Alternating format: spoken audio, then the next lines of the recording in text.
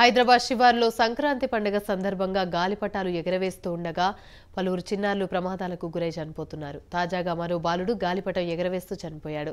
మైలార్దేవులపల్లిలో 9 ఏళ్ల బాలుడు భవనంపై గాలిపటం ఎగరవేస్తుండగా మాంజా కరెంటు తీగలకు తగిలింది. దీంతో బాలుడు విద్యుత్ఘాతానికి గురై అక్కడికక్కడే కుప్పకూలాడు. వెంటనే చికిత్స కోసం ఆసుపత్రికి తరలించగా అప్పటికే మరణించినట్లు వైద్యులు నిర్ధారించారు.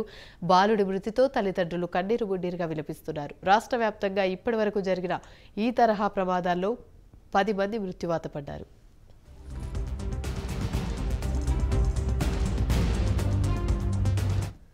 రైట్, ఇక ఇదే అంశానికి సంబంధించి మరిన్ని వివరాలు మా ప్రతినిధి కుమార్ అందిస్తారు. కుమార్, చెప్పండి.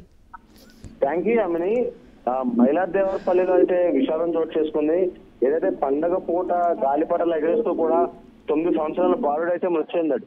బిల్డింగ్ పై గాలిపటంలో ఎగరేస్తున్న ఈ బాలుడు ఏదైతే మాంజా కరెంటు తీగలకు తగలడంతో విద్యుత్ ఘాతం అయితే చోటు చేసుకుంది. వెంటనే ఈ బాలుడు కూడా విద్యుత్ షాక్ అందించడంతో వెంటనే అప్పటికప్పుడే మృతి చెందాడు. మొత్తం స్పాట్ లో కుప్పకూలిపోయిన బాలుడు అయితే ఆసుపత్రికి అయితే తరలించారు.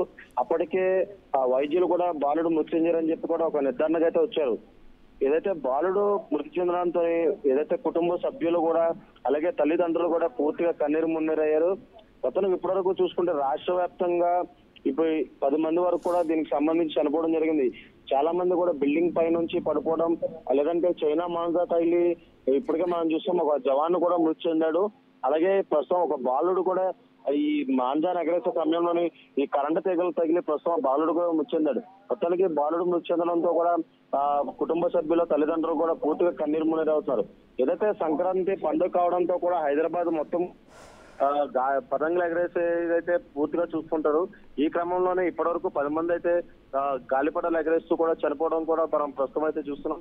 అలాగే ఈ బాలుడు కూడా మృతి చెందడంతో ప్రస్తుతం పోలీసులు కూడా కేసు అయితే నమోదు చేసి దీనిపై పూర్తి విచారణ చేపడతామని చెప్పారు. Right, thank you.